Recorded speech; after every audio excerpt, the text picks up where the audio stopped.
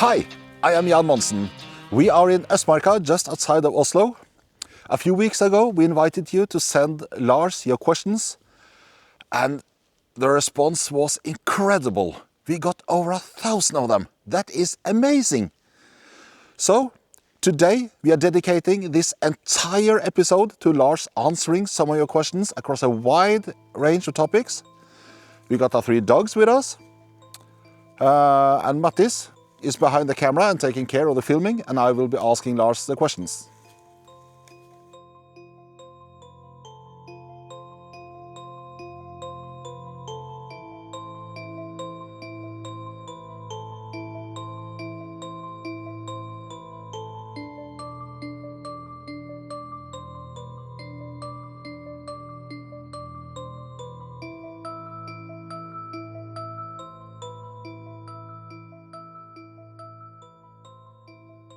Okay, the first question is in the category gear and clothing. What backpack would you recommend? 65 to 75 liters on a 1 to 3 days outdoors expedition. A backpack for a weekend trip, 2 or 3 days, you can almost use anything. You know, you don't need an expensive big backpack, you know, and 65, 75 liters. It's normally a size that women would be okay with. If I were a male, I would probably go up to 80, 85, maybe 90 liters for a weekend trip. Not because you need it, because it's easier to pack. And for short trips like that, you don't need to buy an expensive pack. So this is actually one example here. There's one. This is a pretty average backpack, but it's good, and it does the job for up to 1 week in the field. So don't buy the most expensive one. Okay, next one. Next question. Detailed equipment guide on how to pack light and efficiently. That's a really good question. To go in detail on what to bring on a trip, we'll do that later on, I promise. And then we'll go. I'll show you or tell you what to pack, bring for a trip lasting 1 week, because that's something that very many people can do, especially now that the summer holiday is coming up not in a couple of months. So you can start planning.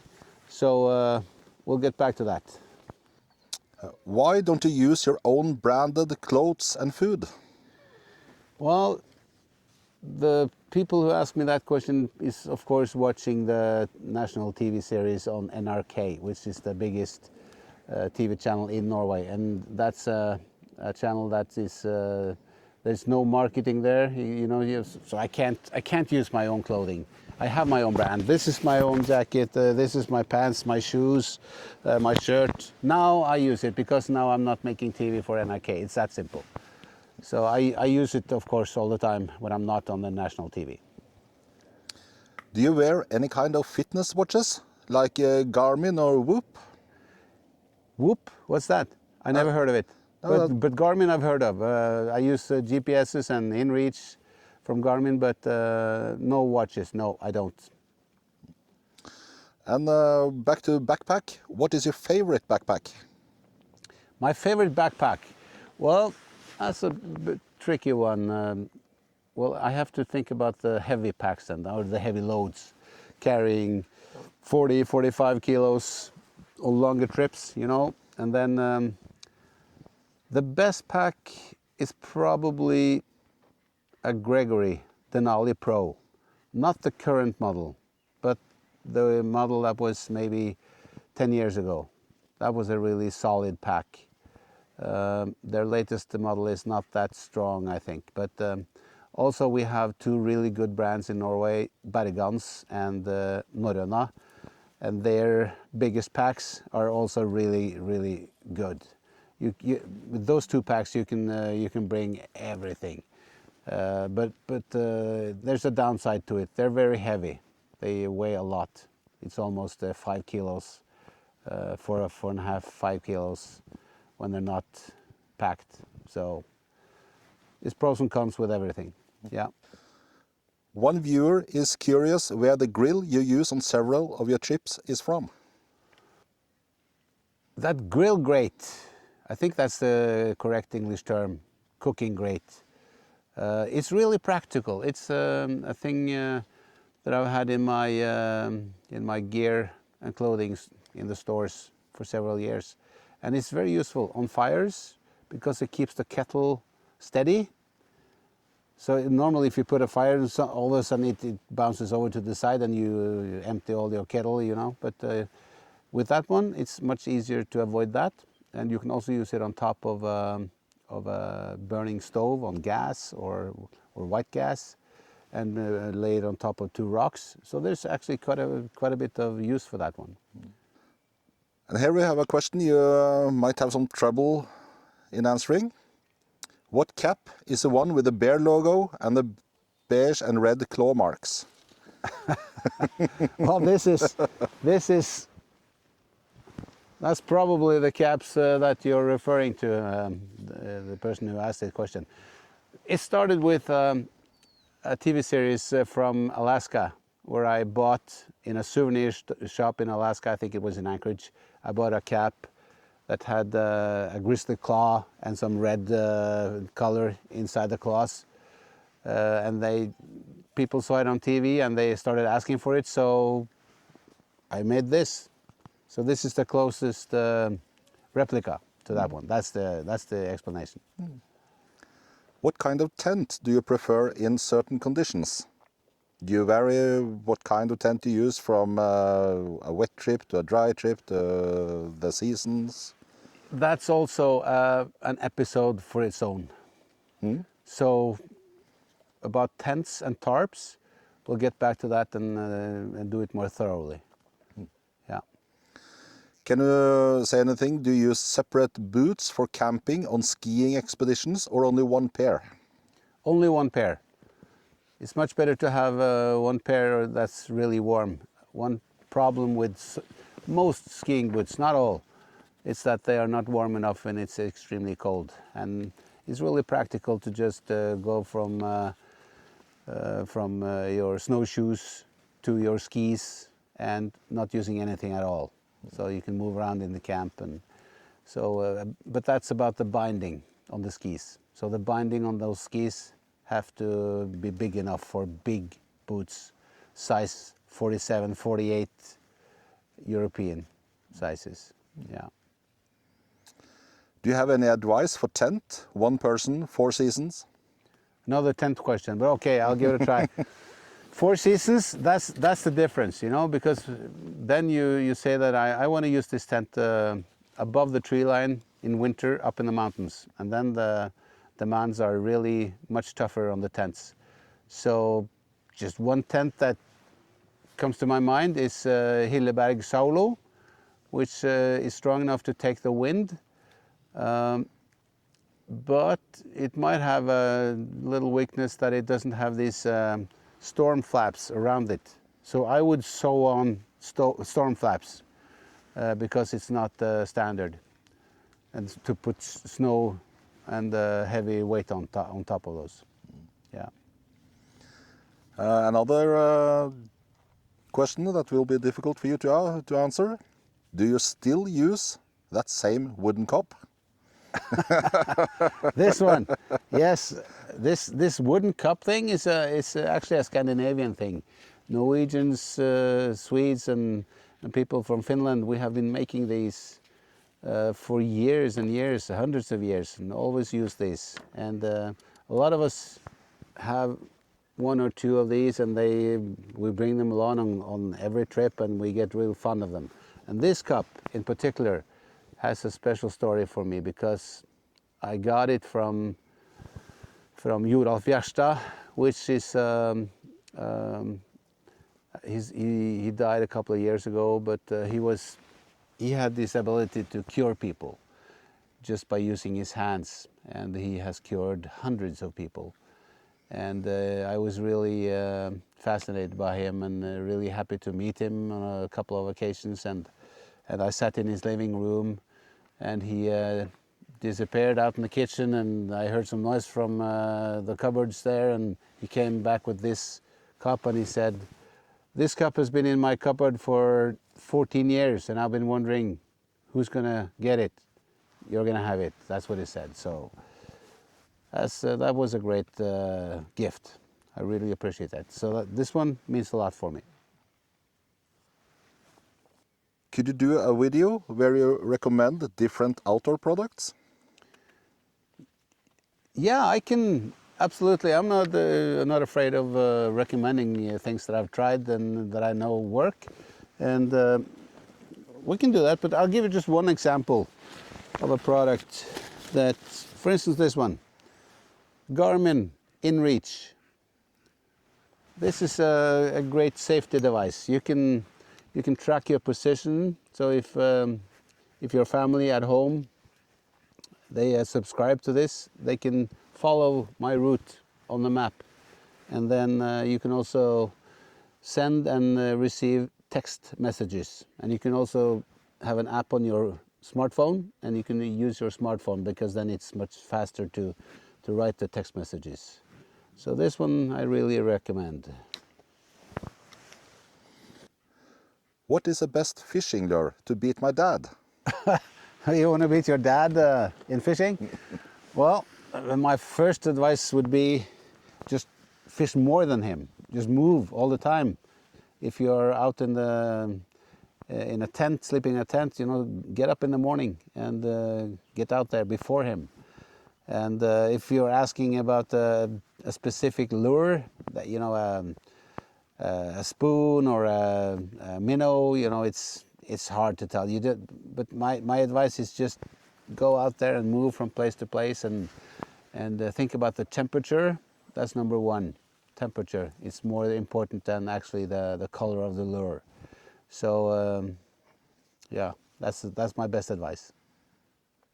What is your all-time favorite fishing spot? Well, if we go to North America, it could be a lot of places in Alaska, northern Canada, where the fishing is absolutely astonishing because you can get all the food you need. But in Norway, I would have to choose Børgefjell National Park because it's trout, my favorite fish, and the fishing is still good there. So yeah, Børgefjell. It's almost in the middle of Norway, a little bit north of the middle of Norway. Could you reveal to us a good fishing spots at Inari Lake? Inari Lake, that's in northern Finland. It's a fantastic freshwater lake. It's a big one. The fishing is really good, and I prefer trolling. So I use a canoe and troll. And if you move over to the eastern side and go northwards, that's where there are the least boats, and you can really have some peace and quiet there, and the best fishing, I think. That's my opinion. Yeah. And then the last question about fish. What is your favorite type of fish? In Norway, it is trout. It's mountain trout. The closest thing you have in Northern America would be speckled trout, I guess, which is a trout type that doesn't get really big. I think the biggest ones are maybe 5-6 pounds, 3 kilos at the most, 2.5, 3 kilos. Yeah. Okay, let's switch to outdoor survival. Is it safe to have an open flame inside your tent? I guess you've seen on TV how you light up a fire in front of your tent. He's probably talking about, is it safe to use a stove inside the tent, a stove that's burning on gasoline, or maybe a gas burner, or maybe kerosene, paraffin. And the short answer is, if you're a beginner, no, absolutely not. If you're really experienced, yes, it is. But you have to know what you're doing. And this is also a topic that demands a more thorough go through of it, So we'll get back to that too. But my general advice is use just normal gas. normal gas burner, like this. This one, really simple. You've seen a million of this. In summer, that's good enough for most people. How do locals deal with fire laws in Norway? Well, in Norway there's a rule that says that you're not allowed to make a fire from right about now. It's April 15th of April April? 15th till September 15th. Something like that, yes. Yeah, April to September. You're not allowed. But there's a but, a big but. You're allowed to think yourself. So if you think it's safe, if it's pouring rain, if it's wet all over, and you think that this is safe, you can make a fire. But you have to be experienced and take the responsibility yourself. So right now, even if it's not allowed, right now I'd say it's perfectly fine to make a fire here. We can do that. How do you make a bonfire in wet conditions? Also a heavy topic. A good advice is to, on days like this, when you wander in the forest, pick some bark from the birch trees. That's really easy to pull off with your hands. Never use a knife, not necessarily, not at all. And have a little a storage of dry bark, birch bark. Then you can start the fire with that. And also, pick dry wood that breaks with a sound, and use your knife to peel off all the wet parts of bark on the outside, and get to the inside of this here in here. If it's wet on the outside, it's very often dry in here. So this is where you want to start the fire. So you bring an axe and divide it, and then you can use the edges and use your knife. We'll show this much more thoroughly in a while. Do you filter the water you drink? Good question. A lot of people would think that we do that in Norway, but here, no, I don't bring any water filter on my trips in Norway because we're so lucky we can drink water from pretty much anywhere. Like here, I just filled my water bottle from this little pond here, and it's fine. In Alaska, Canada, I often use a filter because it's Giardia, and that's the most common source of you get sick.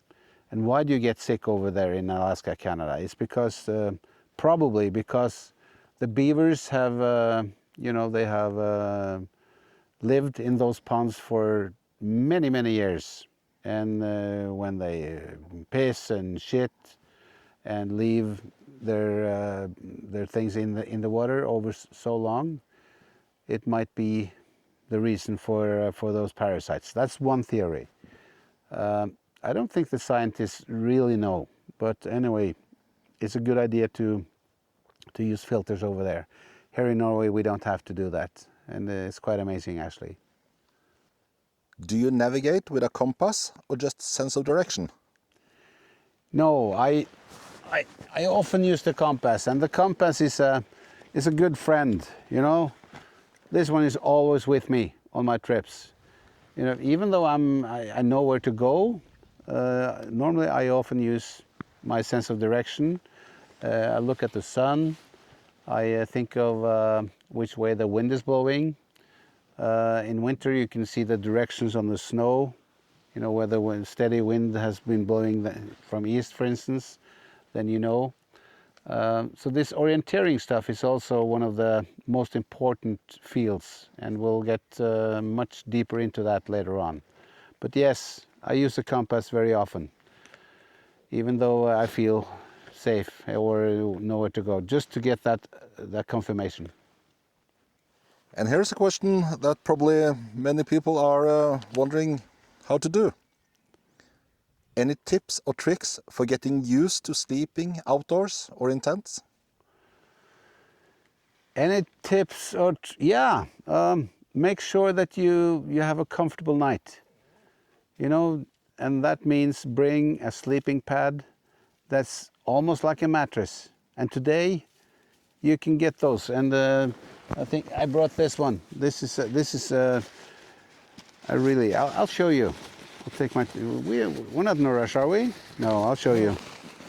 Okay, this is what I'm normally sleeping on. This is an early model of a sleeping pad that's gonna come. And now it's gonna be a little bit noise. This is for lazy people on short trips. You can bring one of these pumps.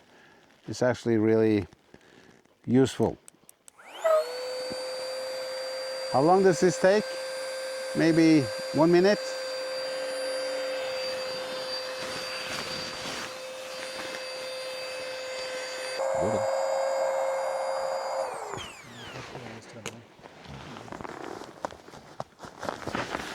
So this one, this is perfect. This is, look at the size of this one. This is like a mattress.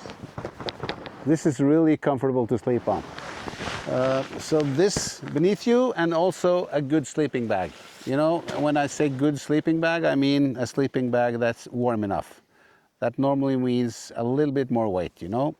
And this one weighs 2 kilos. That's quite a bit. That's actually too warm now, but now when it's almost summer temperatures and 3-4 degrees during the night, 1.5 kilos if it's a down bag, then you'll sleep well. And this one, you definitely sleep well. 2 kilos, that's a lot. But that's my most important advice. Bring a good sleeping pad and a good sleeping bag. What do you think are the most important steps for a 3 to 5 day trip to go smoothly?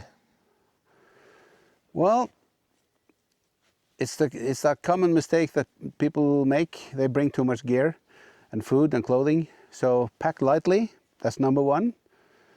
And then don't plan on going too far.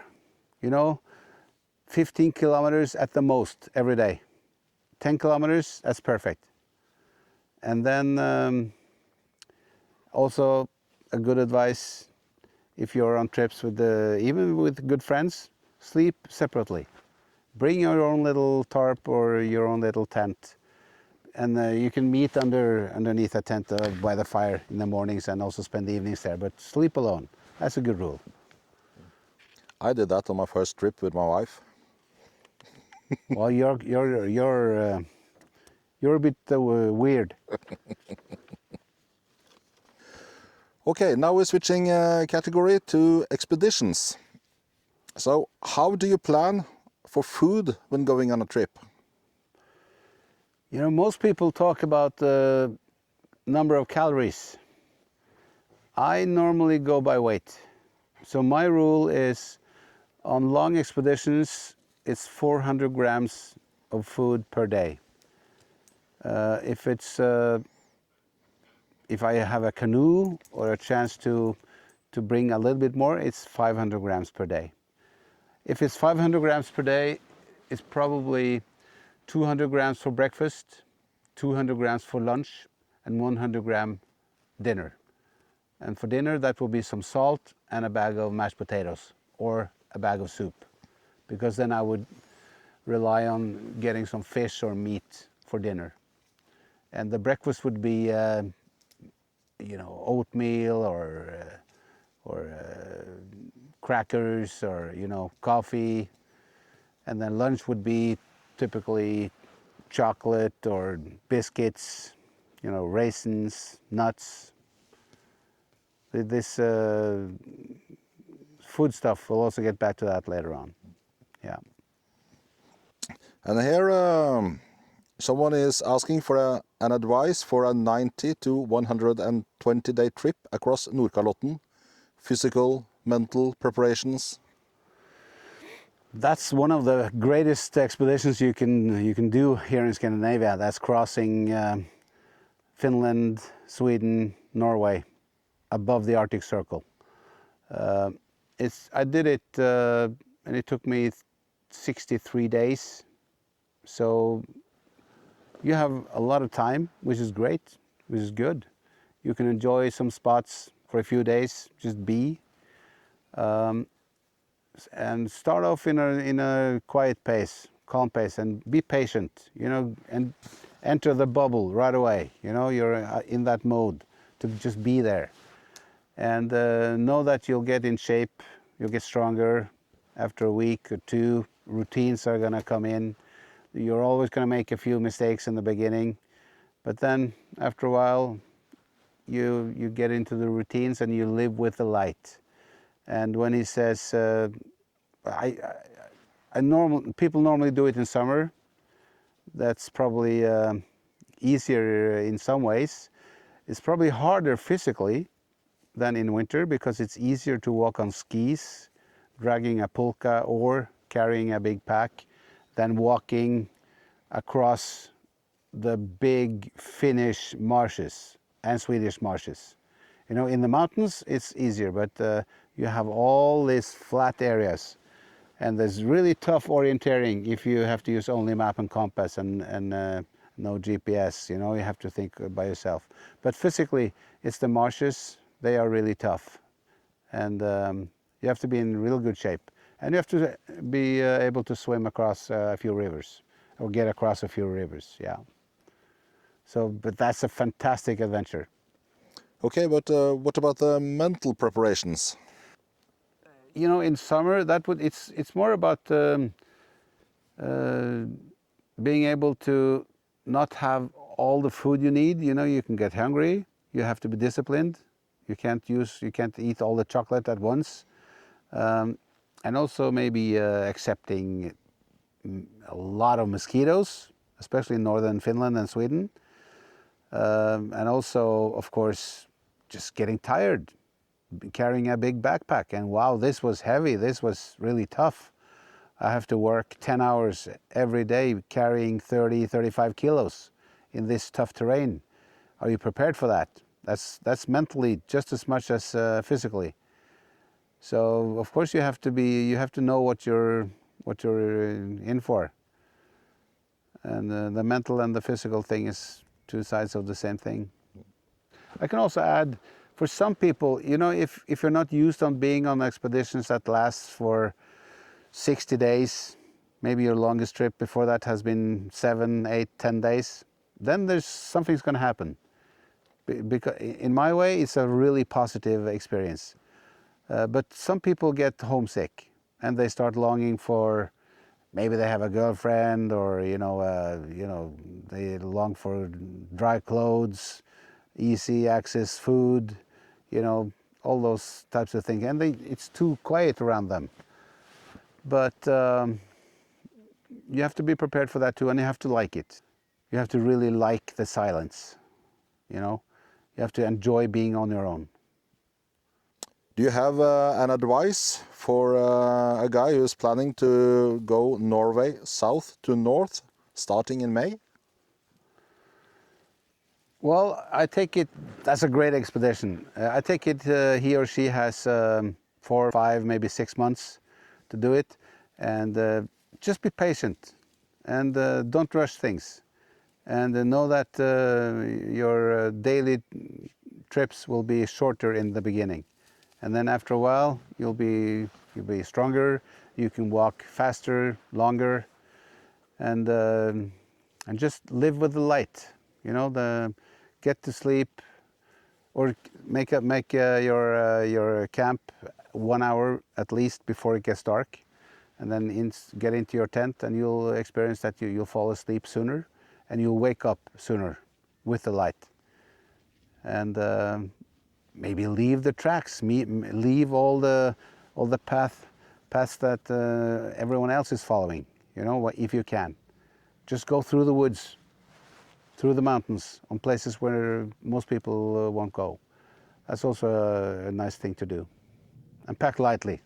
Carry as little as possible. That probably goes for the next question too. Do you have any tips for skiing across Alaska, Brooks Range solo? Skiing across the Brooks Range in Alaska, the first question that comes to my mind is, are you going to do it on the north side or the south side? Because that's a big difference. If you do it on the north side, there's no forest there. you know, so it's tundra. So it's a lot easier. On skis, dragging a polka, you can do that much more efficient than, let's say, crossing on the south side where there's forest and a lot tougher physically, especially in summer. But also the Brooks Range is a mountain range that's relatively easy, not easy, but it's not as hard as Alaska Interior because you have more solid ground underneath your feet, even though it can be really tough in the Brooks Range as well. But for sure, there will be more experiences on the south side. More animals, more birds, more exciting stuff for the eye. But if your goal is to just do it, then go on the north side, because that's easier. And here's a good question, I think. An ultimate week-long trip area. Foot, canoe or packraft? Where and how? In Norway, I would say try out Østmarka National Park with a packraft. You can come to Helge, where the lodge is, Femern Lodge, and you can take the boat and walk into the Swedish border, and then start from there, from a lake called Rogen, and then there's down Røa, that river, which is quite famous. There's going to be other people there during summer, especially in July, but if you can come before or after, you're going to be more or less not alone, but less people. And that is an adventure you can do in a week, and you will never forget it. And if you go outside of Norway? Outside of Norway for only 1 week, well, that's not long enough. But if you have to, well, and going to, let's say, Alaska, if you land in Anchorage, you could fly to Katmai National Park, and you can do the Savanovsky River. Fantastic river. And you'll end up in Brooks Falls, and you can fly it out of there. Or you can go all the way to King Salmon. And then you'll have it all. Bears, fish, fantastic nature, all of it. You know this. We've been there. And now we're switching categories again to dogs and mushing. You do know a thing or two about that, I guess. How many dogs have you owned? In total, I don't know, but it's more than 200. 200 plus, I don't know. And how many dogs do you own now? 20. Can you give a dog raw fish, or must it be boiled? Normally, I would say that a dog is not too happy about raw fish in the beginning, but you can teach it how to eat it, and in a while, it'll learn to eat it. And this is what happened on my Across Canada expedition. In the beginning, they didn't like it, but after maybe 3-4 months, they had learned how to eat the raw fish, and they really liked it, and it worked. How do you train an Alaska Husky? Like, how do you get Teddy to walk without a line? Well, you know, if you have the opportunity to spend a lot of time with a puppy, of course it starts when it's a puppy. Go out in the forest, like here. Leave the gravel roads where it's flat and easy to walk. Give the body a lot of resistance, you know, and let them fall down steep hills. Take them into the water, the small creeks. Give them challenges and make them get tired all the time. They're active for 1 hour on a trip, maybe just 20 minutes, and then they sleep for an hour, and then out again. You know, maybe 2-3 times a day, and then give them lots of food, good food, and then they get stronger fast, and they love challenges, like this guy Teddy. I taught him up like that. You know, I took him out in the forest where there were lots of trees going every direction, and I took him into water, so he taught how to cross small creeks. So he's not afraid of water now, and he's going to swim across the big river soon. Okay, we got quite a few questions in the motivational and personal questions category. Isn't Røsvatnet Norway's second biggest freshwater lake?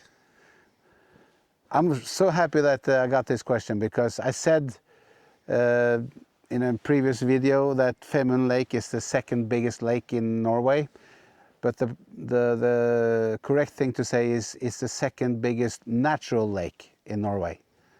Røsvatnet is bigger, but Røsvatnet has been dammed. You know, so that's why Røsvatnet is bigger, but it's not a natural lake anymore. I lived there for 1 year, by the way. Fantastic place. This is probably some learning you had from childhood, where Femund was the second biggest because you're so old that Røsvatnet got dammed later on.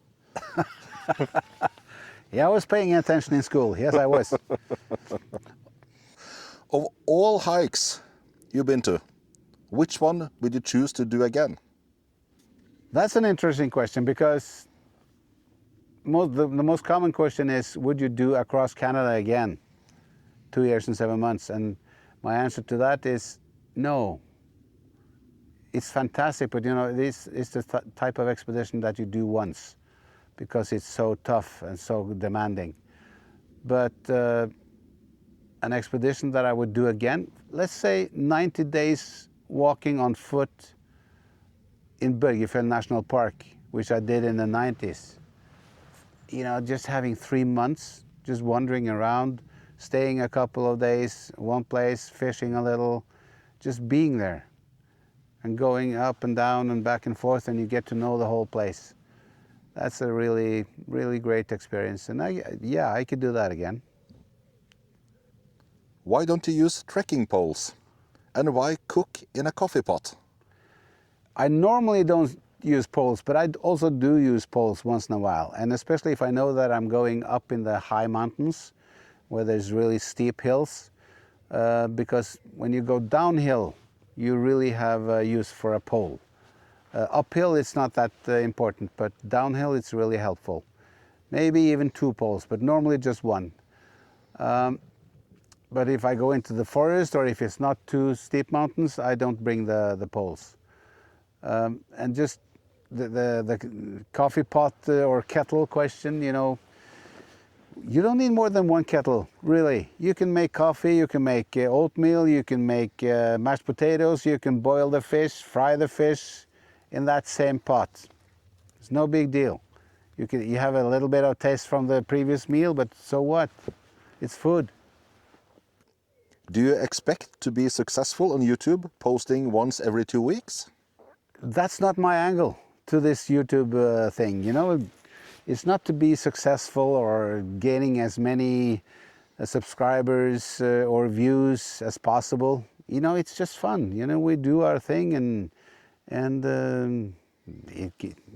you know, what happens, happens. And this is just fun. What is your view on Bigfoot, Sasquatch, personal mysterious experiences? Well, I believe in Bigfoot. I do. I think there are a lot of things in nature that we don't understand, and yes, I believe in the stuff that we can't see. I think I'll just leave it for there now. Do you brush your teeth when you're camping? That's actually a quite common question. Yes, I brush my teeth, especially before the march is starting in the morning, because you need to have fresh breath if you start working and you're getting heavy breath, and you know you have to work a little. Then it's important to have clean teeth. It's not ideal to have a toothache in the wilderness either. No, but that's you know, having problems with your teeth. That's a big problem. So that can be really tricky. So that's why I have half of my teeth are all fake. I took them out and replaced them with fake teeth before they got bad. So I did this in the 90s, and I haven't had any trouble with my teeth on these long expeditions. What is the closest you have come to death? Can you tell a story, and what did you learn from it? Facing death is inevitable on these long expeditions under such extreme conditions, and there's many times. freezing to death. I think it's, I've been close quite a few times. And I remember thinking that it's probably not very painful in the moment that you die if you freeze to death. But in the hours leading up to it, there's a lot of pain. And this pain from freezing is excruciating. It's terrible. But then you cross a line and you don't feel it anymore. And your mind gets all blurry. I got a wake up call, you know. I was sitting like this on my sled, just protecting the last part of, or the last warmth I had in my stomach. And then I got an image on my brain from one of Helge Ingstad's books about a trapper that was found inside his cabin with his, with the matches, I think, in between his teeth. He didn't have the power to light the match and start the fire, so he died. And I realized this is how they're going to find you if you don't get up and get your dogs moving, get your dog team going again. This is in Canada, and I did.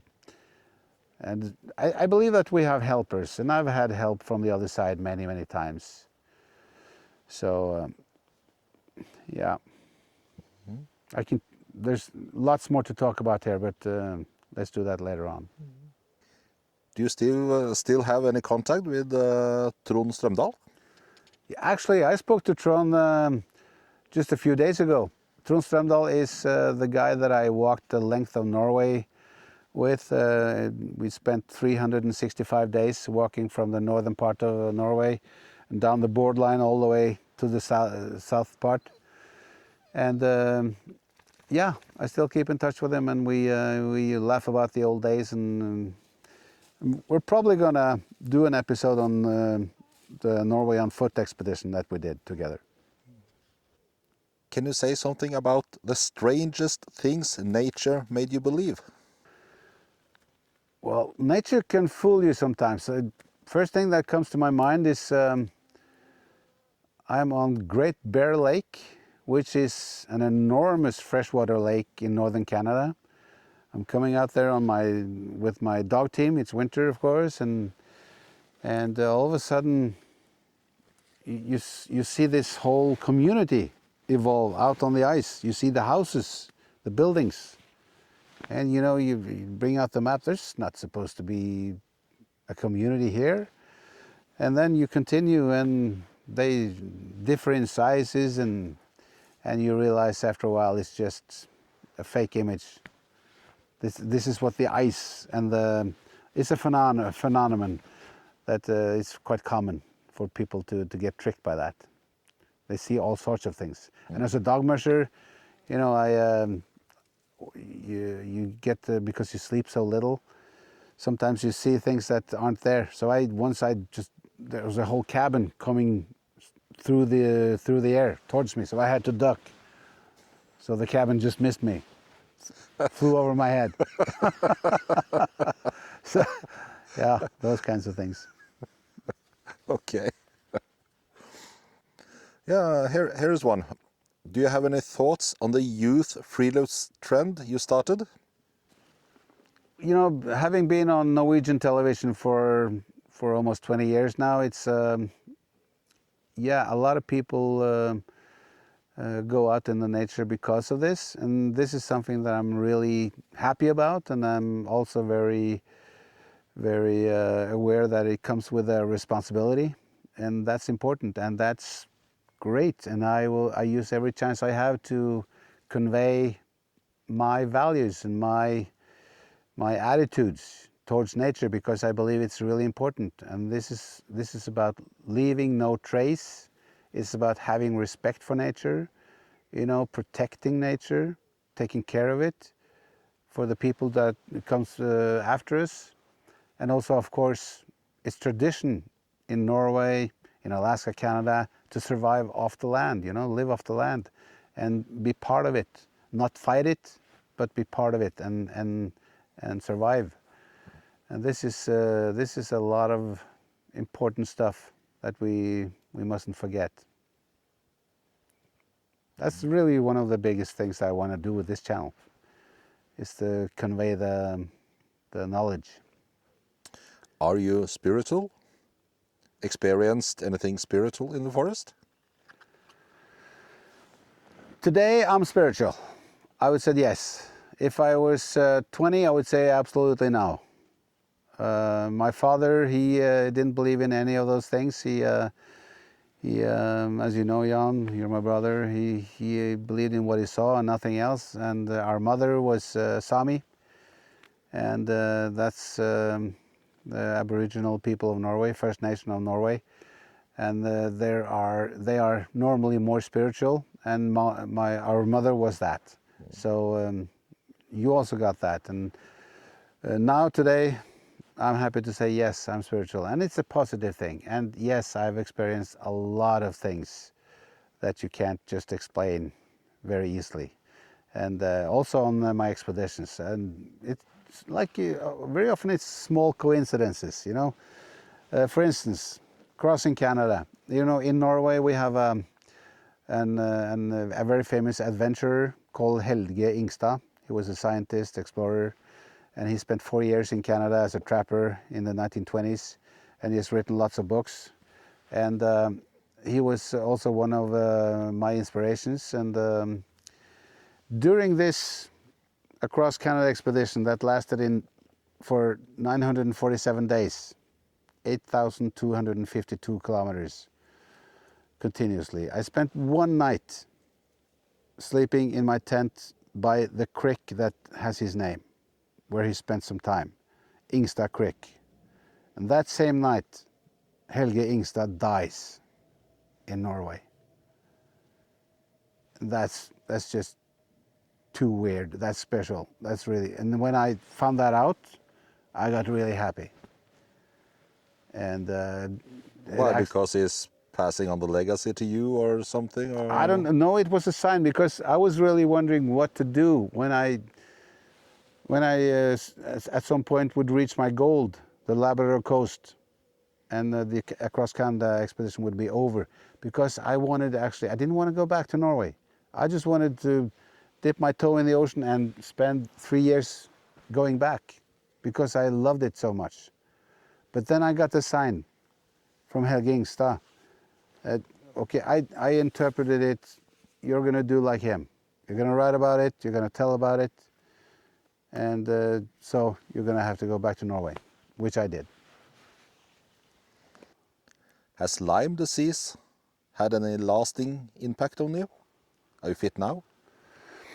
I was sick from Lyme disease for 2.5 years, and during that time I hit rock bottom. But today, you know, I don't know if I can say that that it's over.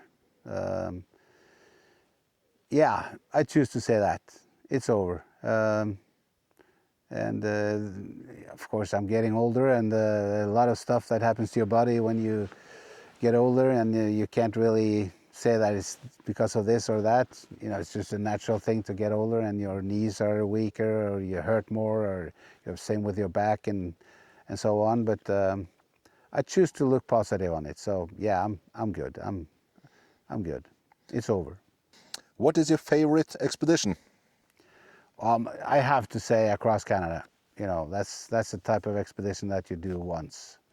Also across Alaska on foot for 10 months was also really a great one, and the Norwegian borderline 1 year.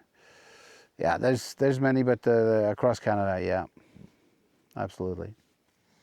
Do you have any warning against promoting tourism which destroys nature? Of course, if people watch these, for instance, these programs from the Norwegian national parks, people are going to want to go there, and there's going to be more traffic. But then again, why do we have the national parks? Of course, people should be able to go there and enjoy it, but we have to have a system for it. And some places we're doing a lot of good things, but we should do a lot more and get it more systemized, more in a system that's like for the whole country. And this is where we have a great job to do. Okay, let's switch to future content.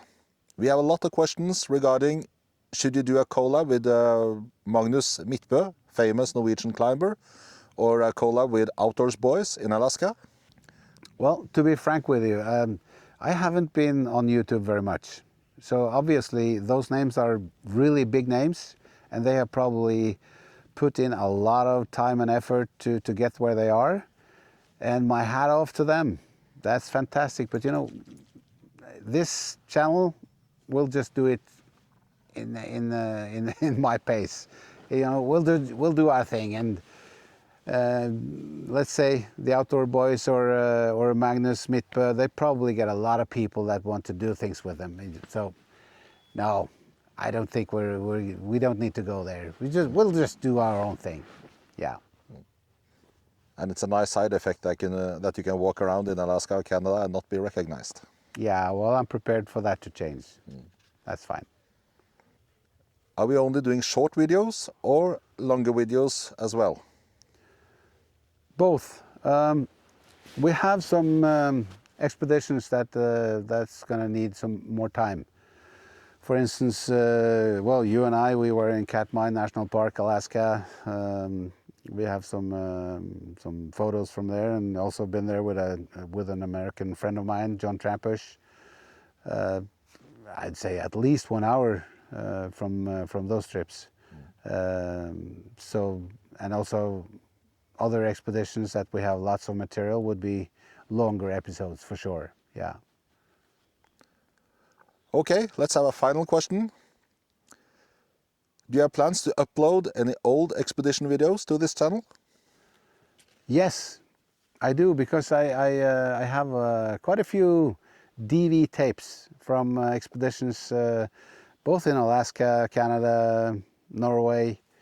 So there's a lot of material that nobody has ever seen, actually, not even on TV. So absolutely, yeah, in time.